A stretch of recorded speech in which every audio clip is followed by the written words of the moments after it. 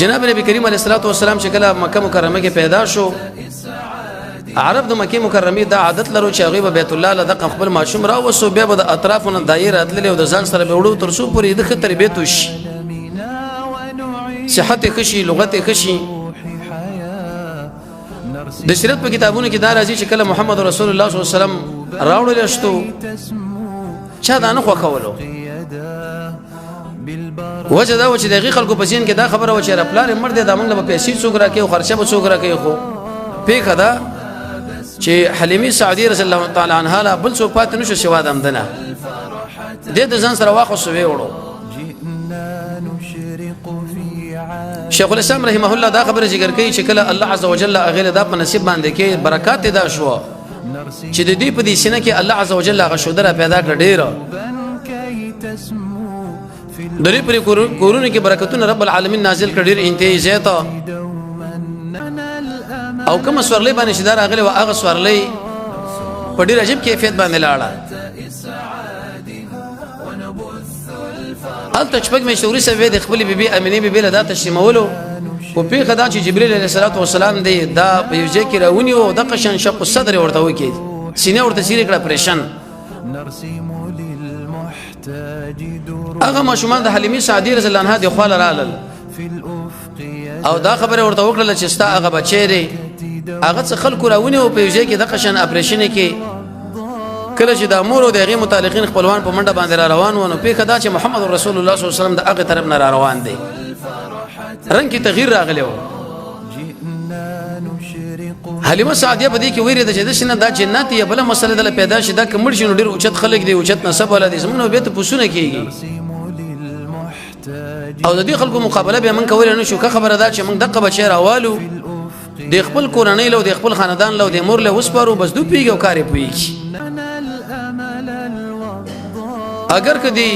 امینه بي ورته خبرو کړ چې دا تشويش مت نه کوي رسول الله صلی الله علیه وسلم به ابتدایي بشارتونه د ذکر کوله چې د ورور زیره مې مو د قشان د مور د خوب مې چې هغه فرمایي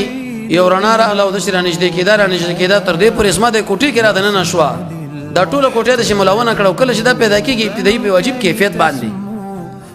رسول الله صلی الله علیه وسلم چې کله دنیا لراځي لا سونه لګي او پر د اسمان په طرف باندې د خپل نظر اچي اول نه دا تربيت راغی جسمن تعلق پر دې بر آزاد سره خو په کده د حلیمه سعدی راوسو د خپل مور لا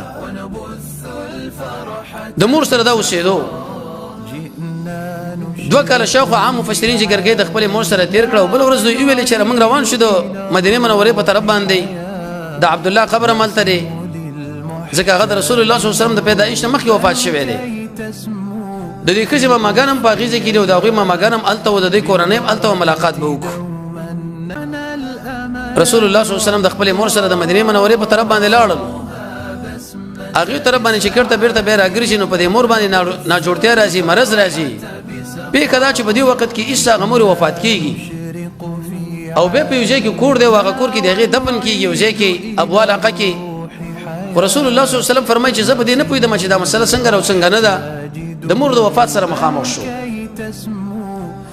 دین ورس الله عز وجل د تربيت کې عبد المطلب چې هغه د بابا دی هغه الله ولګو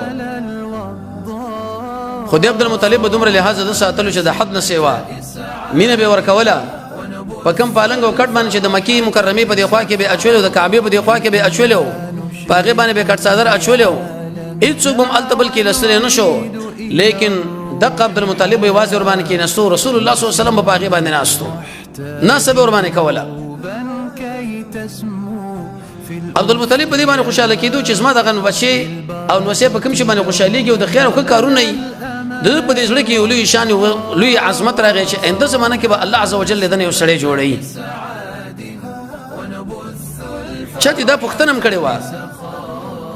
چې ستا په دې خاندان کې چرته محمد نوم نشته دا نوم دی ولې پکې خو